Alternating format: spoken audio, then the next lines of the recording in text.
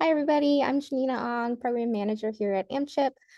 Today, we are joined by Ankita Patel and Stephanie Spencer. My colleague Salome is also on the call and will be running our Q&A later today. Um, Today, with our presentations, as we did last week, we ask that you put questions in the Q&A portion of the Zoom or in chat, and we will return to them at the very end of the call. We will go through both presentations and not pause for Q&A in the middle.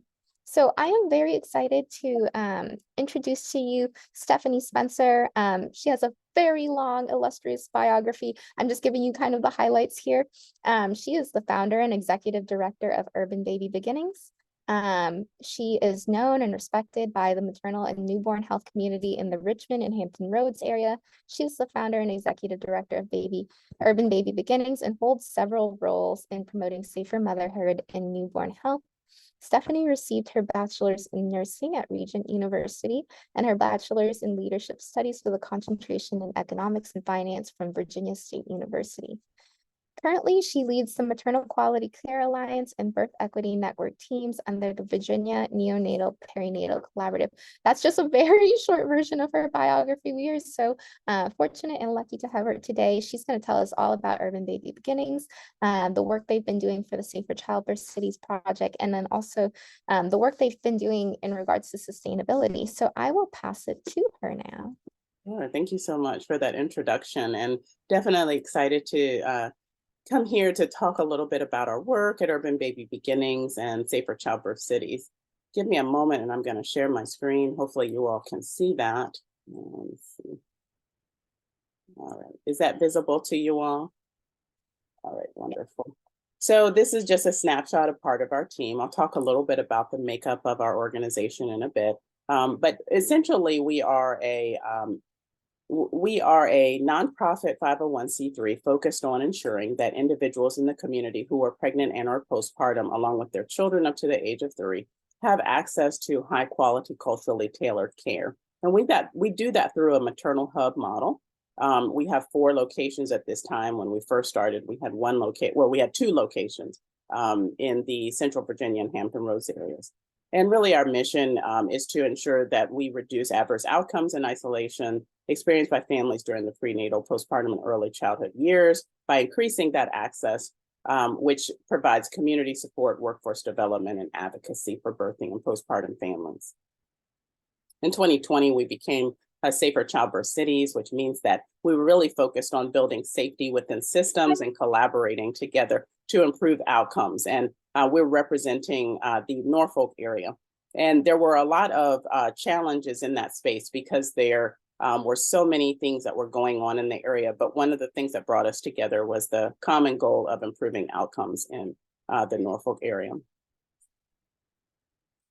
Just to reground a little bit, because I know that we were talking about sustainability, we do have several domains that we really are trying to focus on related to sustaining our work and ensuring that communities are able to benefit from a long-term perspective. Most people don't know we are 29 years young this year. And so we've been around a really long time. So we know what it means to really focus on sustainability. And we also know what it means to ensure that communities are not negatively impacted by the lack of sustainability efforts for programs and others.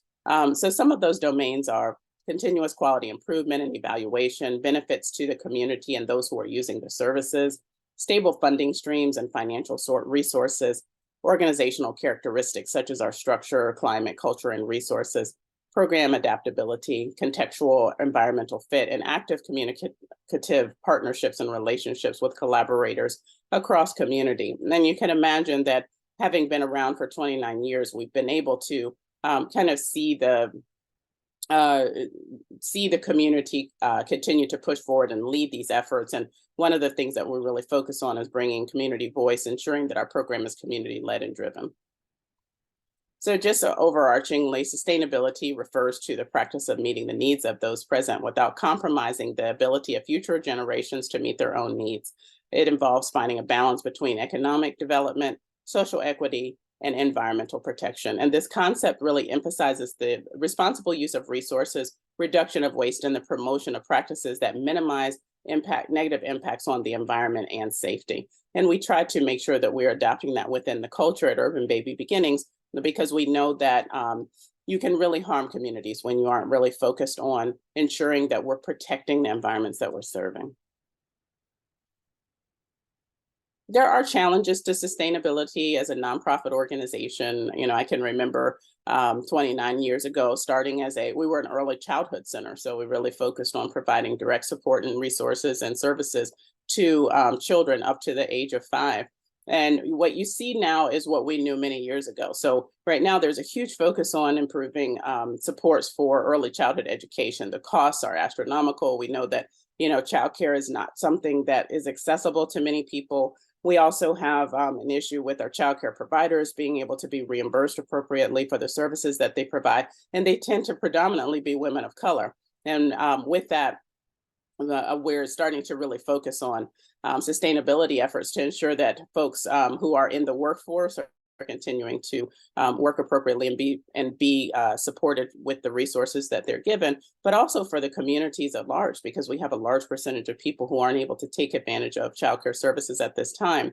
The reason why I mention that is because when we started as an early childhood center, we saw that for many years, where because of the lack of sustainability efforts, we weren't able to sustain our early childhood programming. And in 2015, we morphed into a maternal health system, which really focused on pregnant and postpartum people, but in the home setting. So there are challenges to sustainability. One is ensuring consistent data collection and stakeholder engagement. We've had to change the way that we actually collect and store our data. We've just gone through a developmental process to create a new system to allow for us to do that. And we know that really, studying metrics over time requires strong systems of support. Benefits to community and users, addressing diverse community needs and ensuring equitable access to services can also be very, very challenging as well. If you've followed our story at Urban Baby Beginnings, so we talked a little bit about the Early Childhood Center, but our overarching goal is to ensure that any person that needs care and support is able to get that through our maternal health hubs. That also means, however, that it's our responsibility to address diverse populations of folks. Our Rebirth program, which is one of the focus areas for the Safer Childbirth Cities, focuses on culturally appropriate care for Black and Brown people. Stable funding streams and financial resources. When we first started at Urban Baby Beginnings, we were cash only, and then we did volunteer work for a really long time. From there, we were receiving subsidies from Medicaid and others, but we really did not have a very strong, sustainable funding source. Organizational characteristics, really fostering a culture of sustainability, and some of that is building trust within communities, ensuring that we have sustainable values within the organization, and managing human and technical resources are key challenges. Even now, today, we're continuing to evaluate what that actually looks like within our organization so we can provide structure and support for the 20+ full-time associates that we have. Adapting the program, COVID was one of those things that really took us into trying to understand how to adapt the program in a different way, because the needs of our communities today look very different than they did many years ago prior to COVID. And also ensuring that our programs are tailored to specific local contexts. Every year we go through a process where we evaluate our program, we bring our communities back in to talk about the work that we've done. We really put them at the table to help inform the work and also help us to build new structures so that it supports the communities at large. And then active and communicative partnerships, relationships with collaborators across community. We know that we must have strong communication and effective communication. As you all may be aware, really talking about cultural influences and the importance of adhering to tradition and values, and especially focusing on Black and Brown and Indigenous populations, is not necessarily an easy conversation. But one of the things that we are able to do is to foster trust amongst our partners, which allows us to have those hard conversations. And we try to align our values with those of our partners who are in the community as well. Our sustainability grant was focused on collecting quantitative and qualitative data on programmatic activities. So our activities were building a data infrastructure with the Virginia Neonatal Perinatal Collaborative through a maternal health dashboard, and the direct service of our program, which was ensuring that we had telehealth support and ground forces team that was reflective of the communities that we were serving. So that was through the use of family support professionals who were doulas, mental health professionals who were peer support, as well as lactation support as well. We wanted to analyze and summarize that data and interpret the data to celebrate our successes and recommend further action.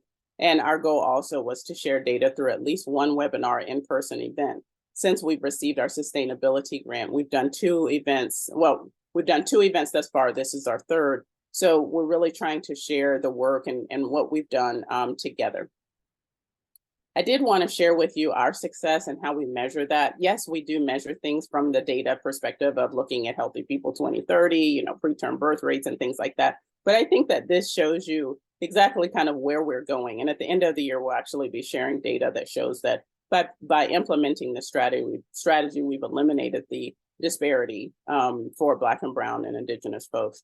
I mentioned before that we had 2 maternal health hubs since that time in partnership with Anthem or Elevance Foundation. We've launched 4 maternal hubs. Our last one was in July with Petersburg, and we will be launching one more.